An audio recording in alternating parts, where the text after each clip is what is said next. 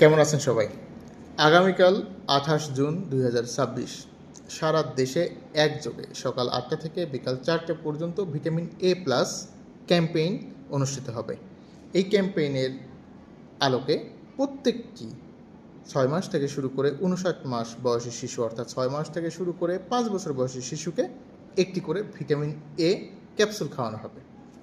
6 মাস থেকে শুরু করে 11 মাস বয়সী শিশুরা খাবে একটি করে নীল ক্যাপসুল এবং 12 মাস থেকে শুরু করে 59 মাস বয়সী শিশুরা খাবে একটি করে লাল ক্যাপসুল। সারা দেশের ন্যায় রাজশাহী মেডিকেল কলেজ হাসপাতাল এবং ওয়ার্ড কার্যালয় সহ অন্যান্য অস্থায়ী কিছু কেন্দ্রে এই ভিটামিন এ প্লাস ক্যাম্পেইন চলবে। প্রশ্ন হলো, কারা কারা বা কোন শিশু এই ভিটামিন এ ক্যাপসুল গ্রহণ করবে না?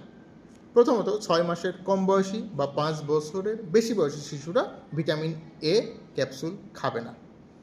আর যদি কোনো শিশু 4 মাস সময়ের মধ্যে এই ভিটামিন এ ক্যাপসুল গ্রহণ করে থাকে, সেই শিশুকে ভিটামিন এ ক্যাপসুল খাওয়ানোর প্রয়োজন নেই।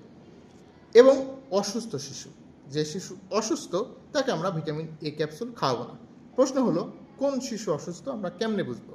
সাধারণ সর্দি কাশি জ্বর এই ধরনের অসুস্থতা না। অসুস্থ বলতে বোঝানো হচ্ছে যে শিশুটি হাসপাতালে ভর্তি, তবে হাম বা হামের উপসর্গে আক্রান্ত, ডায়রিয়াতে আক্রান্ত এই ধরনের শিশুগুলো যদি হয়, আপনার চিকিৎসকের পরামর্শ অনুসারে তাকে ভিটামিন এ ক্যাপসুল খাওয়াতে পারেন। তাই আসুন, আপনার শিশুকে তার বয়স যদি 6 মাস থেকে 59 মাস বয়সের মধ্যে হয়, তাকে এই ভিটামিন এ ক্যাপসুল খাওয়াতে সরাসরি কেন্দ্রে নিয়ে আসুন। ধন্যবাদ সবাইকে।